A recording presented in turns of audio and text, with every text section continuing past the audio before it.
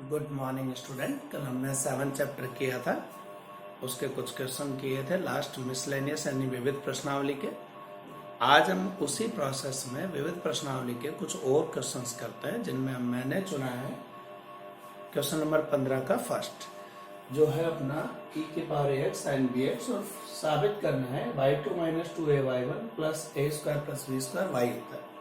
तो मैंने इसे y के कॉरेस्पॉन्डिंग या x के कॉरेस्पॉन्डिंग अपन ने डिफ्रेंशिएट कर दिया, x के सापेक्ष अवकलन। तो पहले इसको स्थिर करा, इसका हुआ, फिर sin bx को स्थिर करा, e की पावर ax का हुआ। अब जो ये टर्म है e ax sin bx, इसको अपन y लिख सकते हैं। तो हमारे पास y1 की वैल्यू आ गई e की power ax b cos bx और प्लस ए वाई। अब इसे दोबारा से डिफ्रेंशिएट कर देते हैं, तो ये y2 बना, यानी d2y/dx2 जिसे अपन कहते हैं, और यहां u इंटू वी, b को तो पहले स्थिर रखा, e की पावर ax का हुआ a e की पावर ax, तब हमने cos bx को स्थिर रखा है, प्लस के जगह माइनस आ जाएगा। e की पावर ax को अपन ने कांस्टेंट रखा है, cos bx का किया तो b sin bx, और इधर a y1, y का डिफरेंशिएशन हो गया a y1। इस तरह से अपन इसका डिफरेंशिएशन कर रहे हैं। अब आगे फिर से अपन देख रहे हैं, ये e की पावर ax sin bx है, जिसकी वैल्यू है अपने पास y, ये यहां पुट कर देते हैं, और यहां से नंबर 2 से e की पावर ax cos bx की वैल्यू ली जाए, जो यहां रखी जा सकती है। ठीक है, मैं एक बार इस ब्रैकेट को खोल देता हूं, a इंटू b e की पावर ax cos bx, ये इससे इंटू हुआ तो माइनस बी स्क्वायर बना, e की पावर ax sin bx और प्लस a y1। ठीक है, ये y का डिफरेंशिएशन y1 के रूप में। आप देख रहे हैं कि अपन इसका मान यहां से उठा सकते हैं, ay को इधर भेजकर, तो a तो रहा बाहर, y1, और ये ay इधर आया तो माइनस का ay।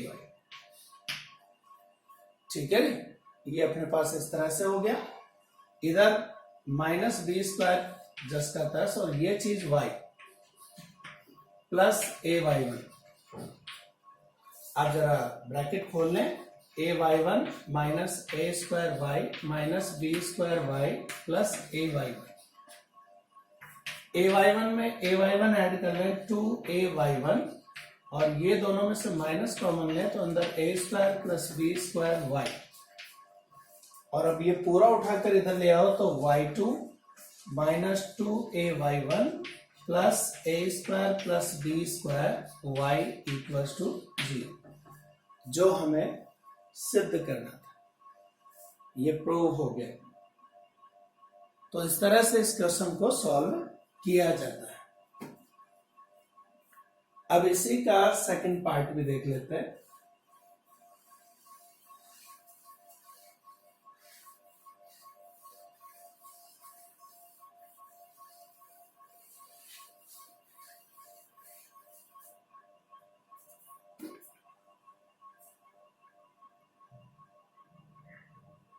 सेकंड पार्ट अपना कह रहा है y equals to sine inverse x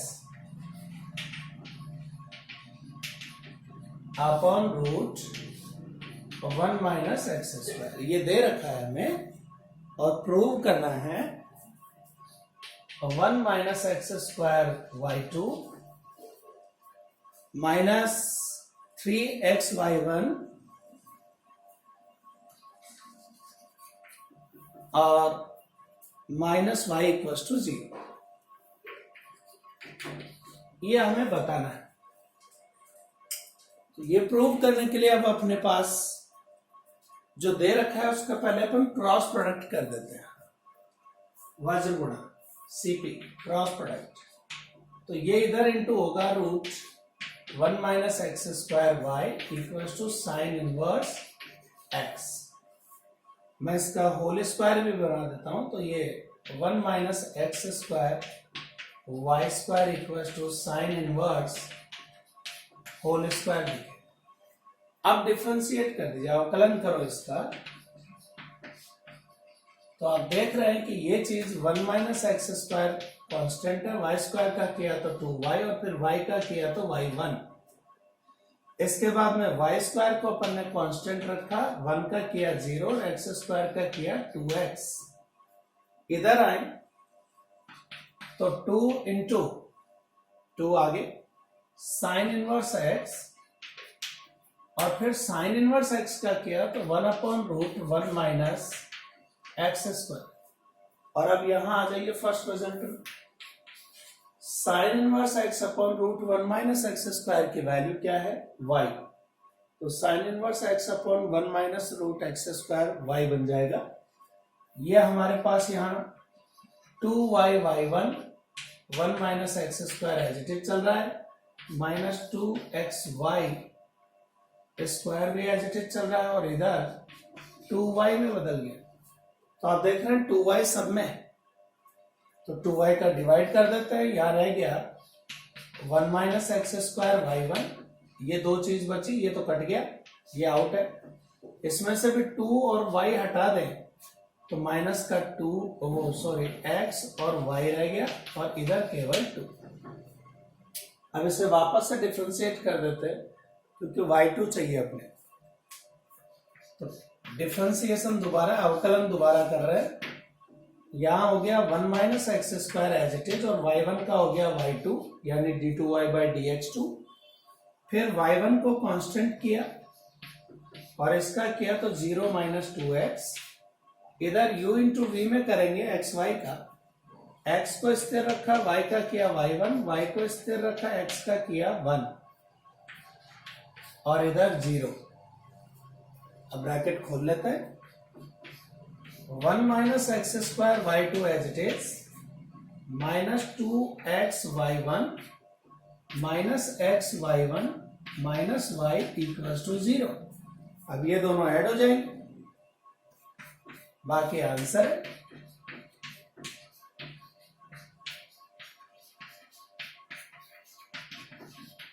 जो हमें चाहिए था।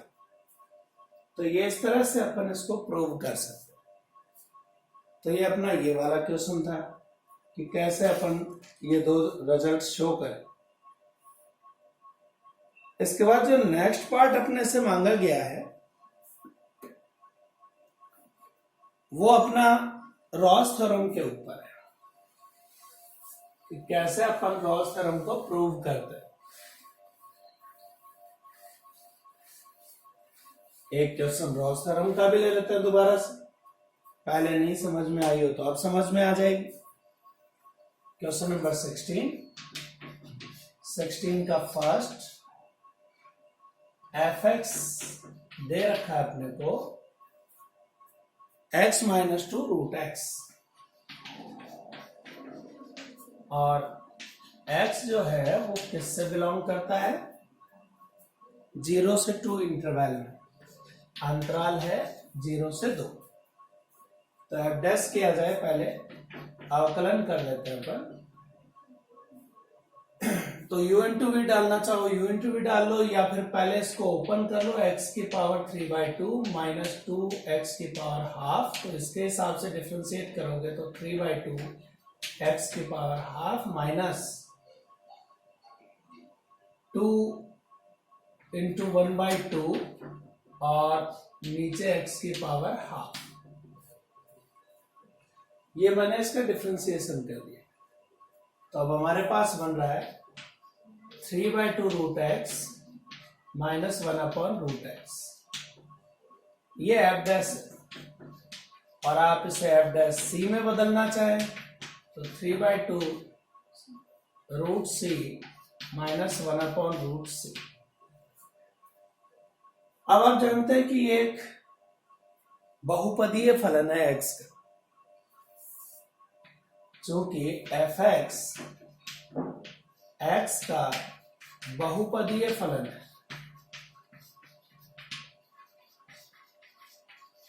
यानी एफ जो है एक्स का पॉलिनोमियल फंक्शन है, इसलिए देयरफॉर एफ 0 से 2 में कंटिन्यूअस होगा यानी सतत होगा, और एफ ओपन इंटरवल 0 से 2 में डिफरेंशिएबल होगा यानी अवकलनीय होगा। और तीसरी चीज अपन इसमें जो चेक करते हैं वो x इक्वल टू 0 पर पहले f0 की वैल्यू निकालो, तो यहां अपन लिखते हैं 0 - 2 इंटू √0 जो बना 0, और x इक्वल टू 2 पर देखें तो f2 की वैल्यू देखें तो 2 - 2 इंटू √2 वो भी बना 0, यानी f0 इक्वल टू f2। तो तीनों शर्त पूरी होती हैं, इसलिए रॉल थ्योरम लागू हो सकती है।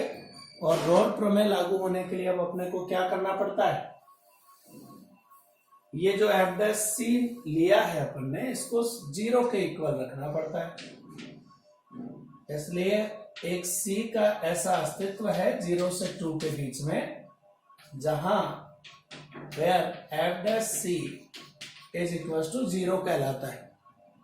तो f' हम निकाल चुके हैं, 3/2 √c minus √c equal to 0, तो 1/√c को उधर भेज दें। अब आप क्रॉस प्रोडक्ट यहां भी कर ले तो √c इंटू √c c बन जाएगा, और इधर 2/3, और 2/3 उस इंटरवल में आता है, ओपन इंटरवल 0 से 2। तो अपन कह देते हैं चूंकि 2/3 इस अंतराल में ओपन इंटरवल यानी विवृत अंतराल में एग्जिस्ट करता है, इसलिए अपन कहते हैं कि रोल प्रमेय का सत्यापन हो जाता है। तो रोल प्रमेय का सत्यापन करने के लिए अपने को क्या क्या करना पड़ता है, वैल्यूज पुट करनी पड़ती हैं उस फलन की, उस फंक्शन की, f' निकालना पड़ता है, सतत और अवकलनीय बनाना पड़ता है, और यदि f a और f b अपने को इक्वल मिलता है तो f' को 0 रख दीजिए। यदि जो मान आ रहा है c का वो मान उस खुले अंतराल के अंदर आएगा तो हम कह देंगे कि रोल प्रमेय का सत्यापन होता है, और यदि बाहर आता है तो सत्यापन नहीं है, यानी रोल प्रमेय वहां लागू नहीं होती। तो इस तरह से आज हमने 7 चैप्टर के कुछ क्वेश्चन और किए जिससे आपको यह समझ में आए कि कैसे अपन अवकलन करते हैं। Thank you.